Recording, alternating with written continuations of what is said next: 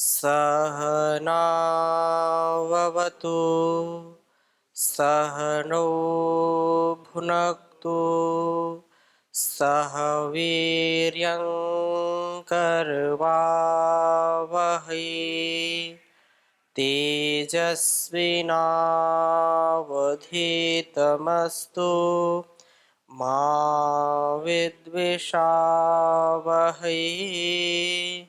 ओम शांति शांति शांति। वैदिक जीवन पद्धति की इस कक्षा में आप सबका हार्दिक स्वागत है, अभिनंदन है। ईश्वर स्तुति प्रार्थना उपासना के द्वितीय मंत्र को हम देख रहे थे। हिरण्यगर्भः संवर्तताग्रे भूतस्य जातः पतिरेक आसीत् सदाधार पृथ्वीं द्यामुतेमां कस्मै देवाय हविषा विधेम।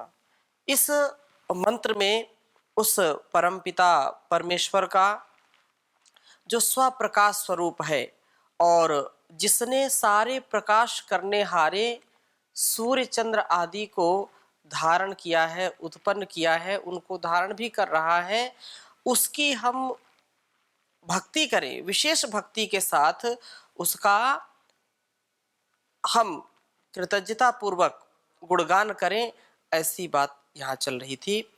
और यहाँ जो कहा था कि बिना कारण के कोई कार्य होता नहीं है, तो सारे संसार की उत्पत्ति का कारण क्या है? वह परमपिता परमेश्वर है।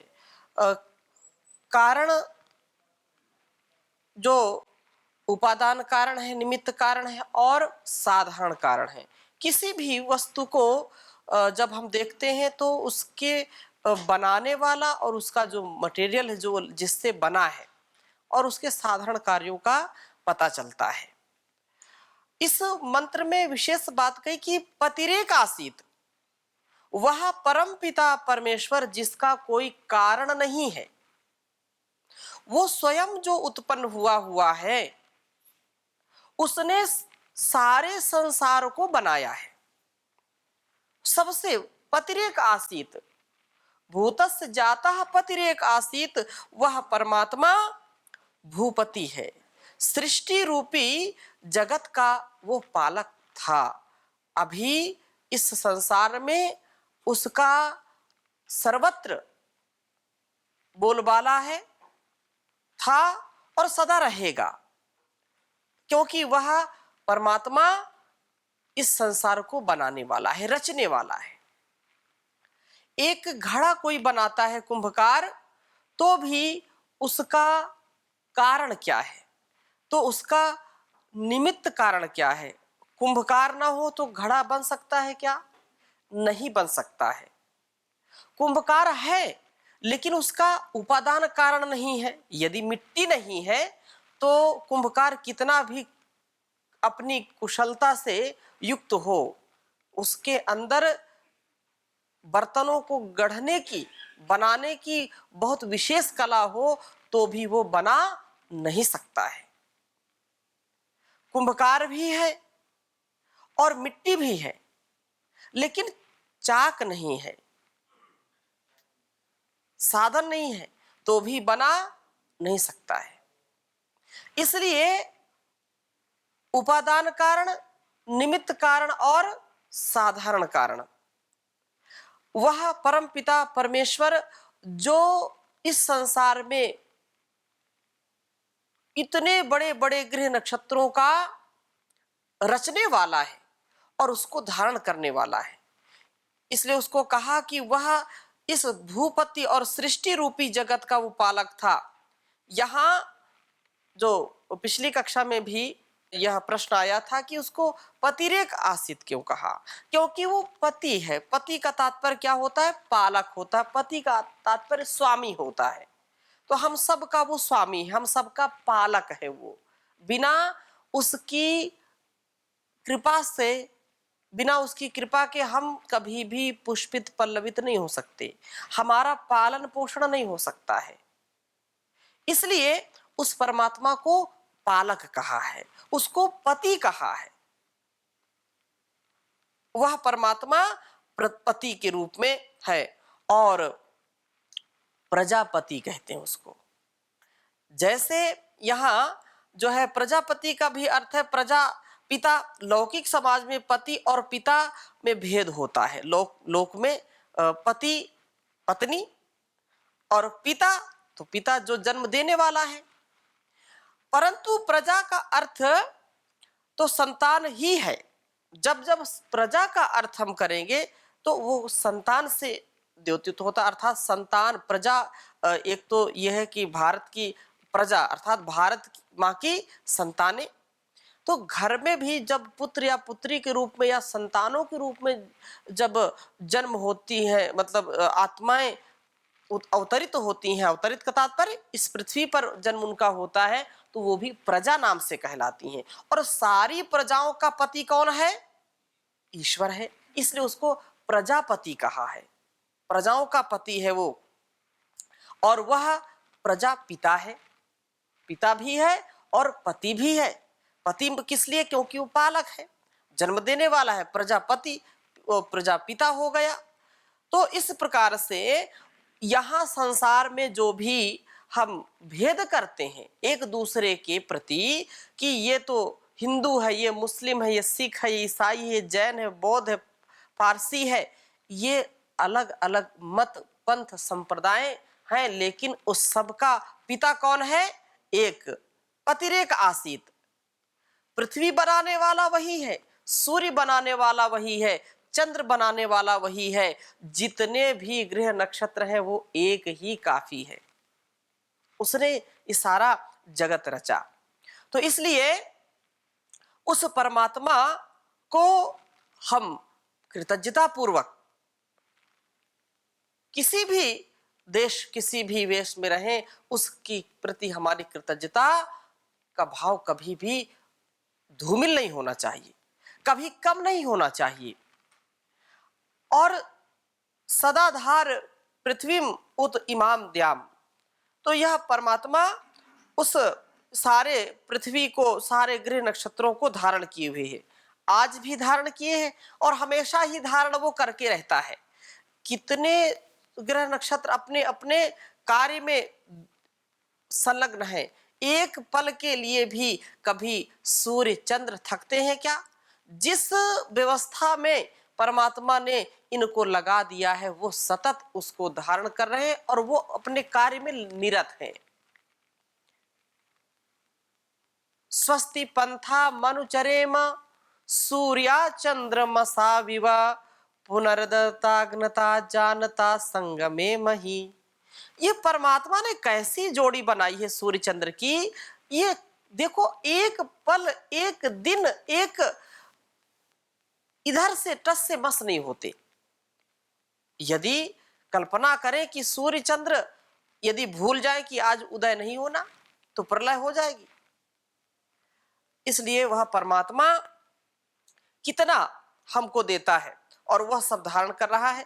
कस्मई देवाय हविषा विधेमा, इस मंत्र में जो कहा, तो कस्मई का अर्थ है एकस्मई। कस्मई एकस्मई अर्थात वेद में ए शब्द का लोप होकर के कस्मई देवाय हो गया।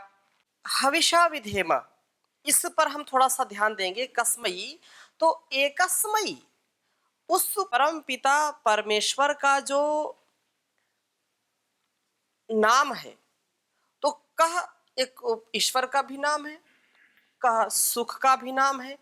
जो सुख स्वरूप है, जो आनंद स्वरूप है, उस एक देव की उपासना करें, किसी दूसरे को अपना ईश्वर ना बनाएं। उस एक को अनेज देकम, एक ही ईश्वर वो। अनेक मंत्रों में उसका गुणगान किया है और बताया कि ईश्वर क्या है? एक है, सबका मालिक एक। उस परमात्मा पर पूरा अमल करना चाहिए कि वह एक है। हाँ, गुणकर्म स्वभाव से उसके नाम अनेक हैं। उसके गुणों के कारण एक व्यक्ति के भी अनेक नाम हो सकते हैं।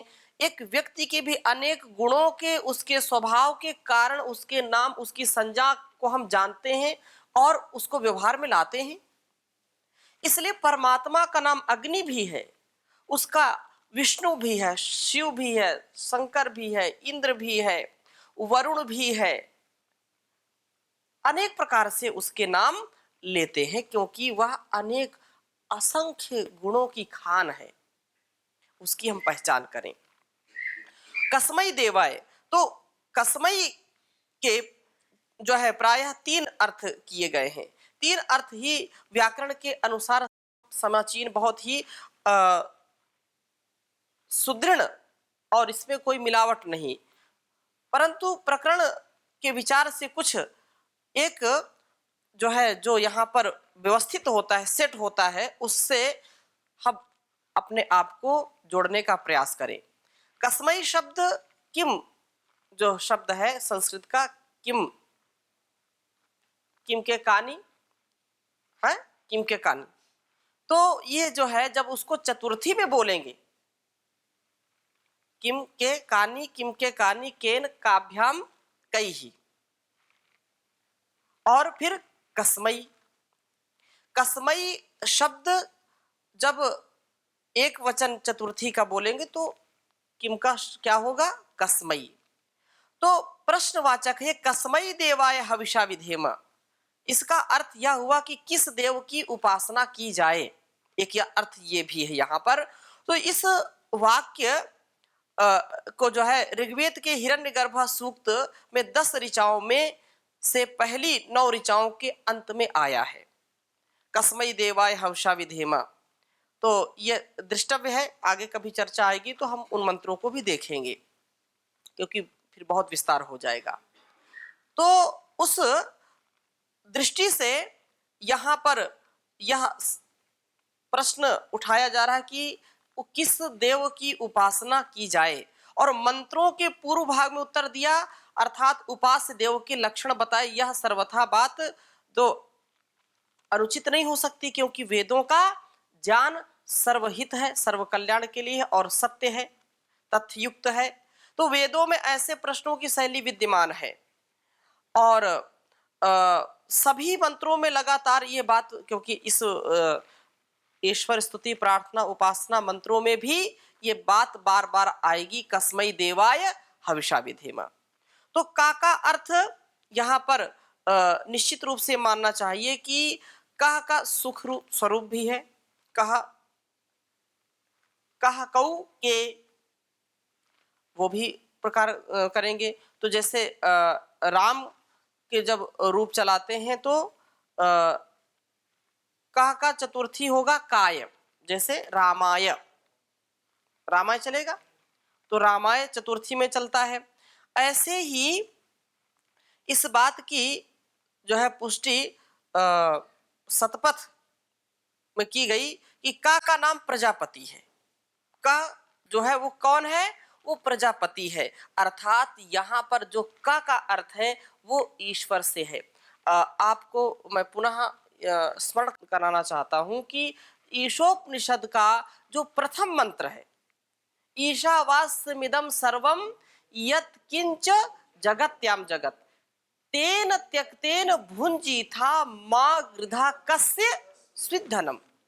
तो कस्य वहां 2 अर्थ है, कस्य एक प्रश्नवाचक है, कस्य माने किसका है, और कस्य अर्थात जैसे राम के रूप चलाएंगे रामस्य, तो राम का है वो धन, अर्थात तस्य ईश्वरस्य, वहां कहा कस्य का रूप आएगा कश्चित् धनम, अर्थात ये संसार में जो भी चर अचर रूप में हमको धन संपदा या जो भी साधन संपन्नता दिखाई पड़ रही है वो कस्य का है, किसका है, ईश्वर का है। कस्य ईश्वरस्य, षष्ठी विभक्ति हो गई। तो यहाँ पर यह हमको समझना चाहिए कि जो कहा है वो भी प्रजापति का नाम है, और प्रजापति अर्थात वह, अभी हमने चर्चा की, वह परमपिता परमेश्वर जो प्रजापति है और प्रजा पिता है। इसलिए यहाँ पर कहा कि पतिरेक आसीत कस्मै देवाय हविषा विधेम। तो यहाँ पर सुख स्वरूप है वह परमात्मा, पिता तो सुख स्वरूप होता ही है अपनी संतान के लिए। उनसे पूछो जिनके पिता नहीं है, वो पिता का जो सुख नहीं पा सके या नहीं पा रहे हैं, तो उनको अपने जीवन में कुछ ना कुछ अपूर्णता जरूर महसूस होती है। और जिनके पिता हो, कैसे भी पिता हो, वैसी संतानें सुखपूर्वक रहती हैं। क्यों? क्योंकि उसको कोई चिंता नहीं कि मेरे पिता हैं और वो सब संभालेंगे। कैसा भी पिता हो, अपने पिता पर सबको गौरव होता है। तो सब पिताओं का भी पिता परम पिता है, तो हमको भी उसके ऊपर पूरा विश्वास रखना चाहिए और सब कुछ समर्पण कर देना चाहिए, अर्पण कर देना चाहिए।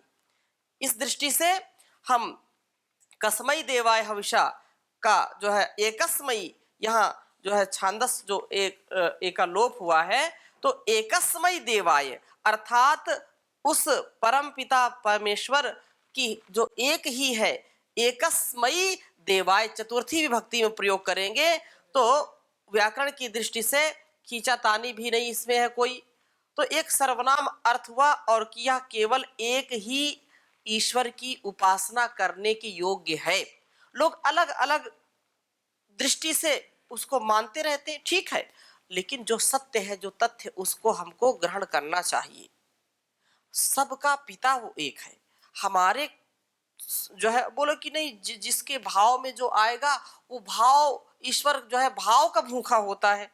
अरे भाव के साथ जो तथ्य सत्य है उसका भी तो हमको ज्ञान होना चाहिए। इसलिए उस परमपिता परमेश्वर, उस प्रजापति का जो गुणगान है सूक्त के अंत में, वहां पर कहा प्रजापते न त्वत् इति, इसमें न अन्य ऐसा शब्द आया, कोई और नहीं, अर्थात प्रजापति के एकत्व पर बल है। इस सूक्त के अन्य मंत्रों में भी एक शब्द कई बार दोहराया गया है। मंत्रों के पहले चरणों में सूर्य आदि हिरण्यों अर्थात प्रकाश वाले सूर्यों, प्रकाश वाले पदार्थ जो प्रकाशित होते हैं, उनके नाम गिनाए हैं। एकस्मयी देवाय कहना उचितम प्रतीत होता है कि साधारण पुरुषों के हितार्थ भी यही व्याख्या अधिक उपयुक्त है, क्योंकि प्रायः अविद्या वश लोग कई ईश्वरों को मान बैठते हैं, क्योंकि प्रायः ये त्रुटि हो जाती है संसार के लोगों से। अतः वेद में अति प्राचीन काल से इस बात पर बल दिया जाना सर्वथा उचित ही है कि एक ईश्वर वेद का मुख्य और मौलिक सिद्धांत है। एक ईश्वर में अनेकता नहीं है। वेद के मंत्रों में आपको अनेक नाम मिलेंगे, लेकिन वो सारे नाम किसके होंगे? ईश्वर के होंगे। उसमें हो सकता है कि लोक के जो लोग हैं उनमें उनके भी नाम उनको प्रतीत होते हैं। कई अन्य अन्य मत पंथ संप्रदाय के लोग कहते हैं देखो हमारे इनका नाम इसमें है, ऐसे लोक के स्थानों का भी नाम है। तो बोले कि वेद, लेकिन इस बात का उनको पूरा पूरा ज्ञान नहीं है। वेद अपौरुषेय हैं, वेद सर्वथा संकीर्ण भावनाओं से, संकीर्ण विचारधारा से ऊपर है। जो भी नाम है ईश्वर के, वो लोगों के भी हो सकते हैं। किसी का नाम जो है शंकर है, किसी का नाम शिव है लोक में, तो वो शिव भी उसमें आएगा, लेकिन वो शिव उस व्यक्ति का नहीं है, उस परमात्मा का नाम है जो उस गुण से पूरा अपने आप को जो है परिपूर्ण करके रखता है। अतः अगली बात यहाँ पर जो हविषा की हम चर्चा कर रहे हैं, तो हविषा तृतीयांत है। हविष हु दाना दानयो हो धातु से बना है और उपासना की समस्त सामग्री का नाम हवि है। हवि देते हैं हम, तो हविषा विधेम, हम जो है हवि अर्थात चाहे हवि भौतिक हो या अभौतिक, शारीरिक हो या मानसिक, जो भी परमात्मा के लिए हम समर्पित करते हैं वो क्या है? हवि है, वो हवि है। हमारी जो भी मनोदशा है, मनोभाव है, मन के उद्गार हैं, जो हमारे अंदर उसके प्रति सत्कार का भाव है, जो कृतज्ञता का भाव है, यही तो अर्पण करने की बात इसमें कही गई है कि उसकी विशेष भक्ति करें। कैसे विशेष भक्ति करें? आप उसको क्या दे सकते हैं? हम देने में उसको समर्थ हैं क्या? कुछ भी नहीं समर्थ हैं। अपने भाव से, अपनी विशेष श्रद्धा भक्ति ही उसको दे सकते हैं, समर्पित कर सकते हैं, और कुछ देने में हम सक्षम नहीं है।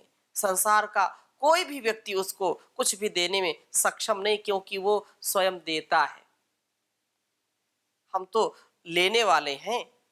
वो देने वाला है। तो जो देने वाला उसको हम क्या दे सकते हैं? अपनी श्रद्धा भक्ति ही उसको दे सकते हैं। तो प्रजापति की उपासना मन वचन और कर्म तीनों साधनों के द्वारा होनी चाहिए। मनसा वाचा और कर्मणा। हमारा मन उपास्य देव के गुणों के मनन करने में लगा हो, वाणी से मंत्रों को बोले और कर्म शुभ करें। ऐसा नहीं कि बोल कुछ रहे हैं और कर्म कुछ दूसरे कर रहे हैं, ऐसा नहीं होना चाहिए। अतः इनमें से जो भी हमको ये ईश्वर स्तुति, ईश्वर प्रार्थना उपासना के जो मंत्र हैं, इनके एक भी मंत्र को यदि हम अपने जीवन का मंत्र मान लें, अपने जीवन का साधन मान लें, तो व्यक्ति का जीवन धन्य हो सकता है। और उसी भाव को पल पल जीने का प्रयास करें। हर पल उसी भाव में हम ओतप्रोत रहें, किसी भी उत्तरदायित्व में हो, किसी भी सेवा में लगे हों, इससे विचलित ना हो, तो निश्चित रूप से हमारा कल्याण होगा। इस प्रकार से मंत्र में बहुत सारी बातें आई। सृष्टि के पूर्व का वो ईश्वर था और ईश्वर हिरण्यगर्भ अर्थात उपादान से युक्त था। उसने सृष्टि बनाई और अब भी धारण कर रहा है। वह एक ही है, कई नहीं है।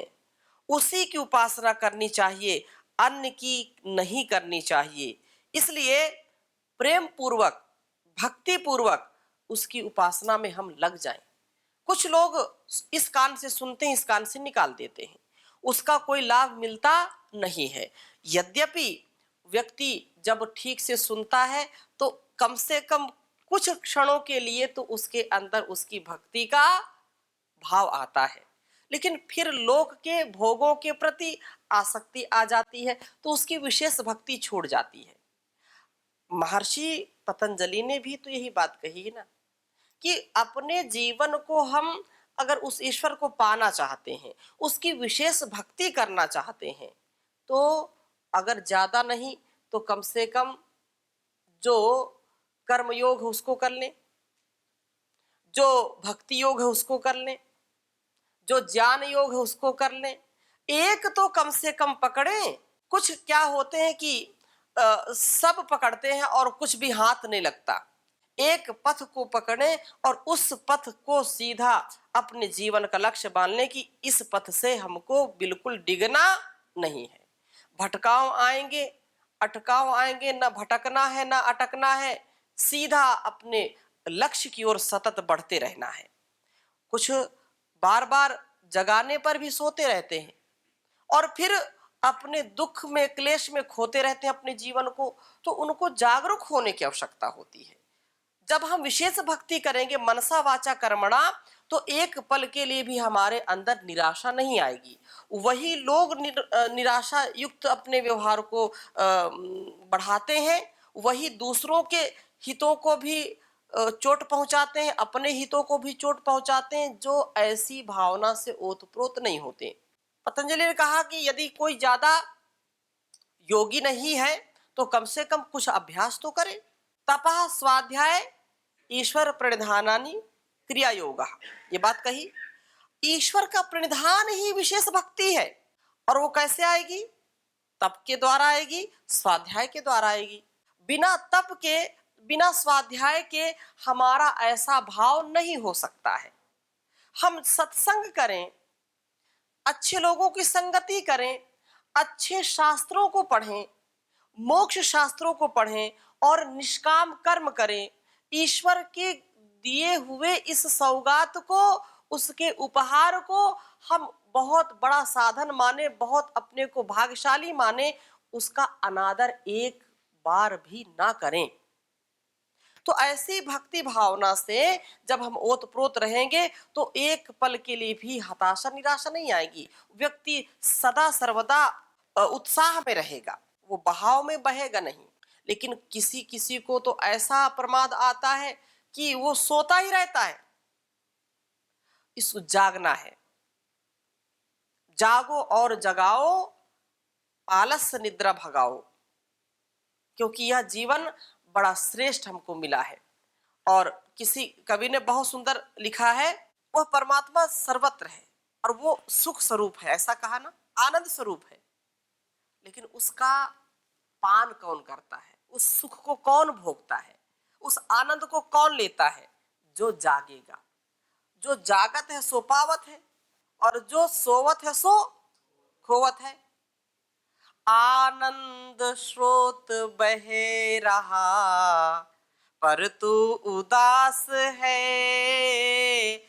अचरज है जल में रहे के भी मछली को प्यास है।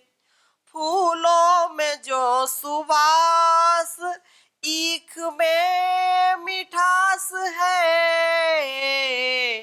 भगवान का तो विश्व के कण कण में वास है। आनंद स्रोत बहे रहा, पर तू उदास है। अचरज है जल में रह कर के मछली को प्यास है। टुक जान चक्षु खोल कर तू देख तो सही। टुक जान चक्षु खोल कर तू देख तो सही। जिसको तू ढूंढता सदा वह तेरे पास है। आनंद स्रोत बहे रहा, पर तू उदास है। कुछ तो समय निकाल आत्म शुद्धि के लिए। कुछ तो समय निकाल आत्म शुद्धि के लिए। नर जन्म का उद्देश्य ना केवल विलास है। आनंद स्रोत बहे रहा, पर तू उदास है। आनंद स्वर्ग का न पा सकेगा तब तलक। आनंद स्वर्ग का न पा सकेगा तब तलक। प्रकाश जब तलक तू इंद्रियों का दास है। आनंद स्रोत बहे रहा, पर तू उदास है। अचरज है जल में रह कर भी मछली को प्यास है। तो हम प्यास को बुझाना चाहते हैं।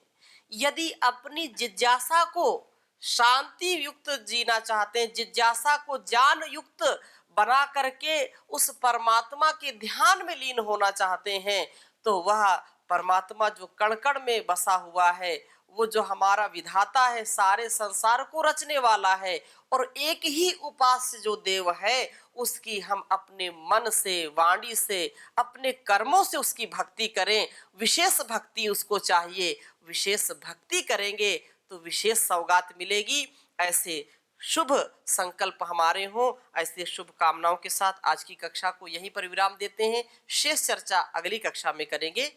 ओम शांति शांति शांति।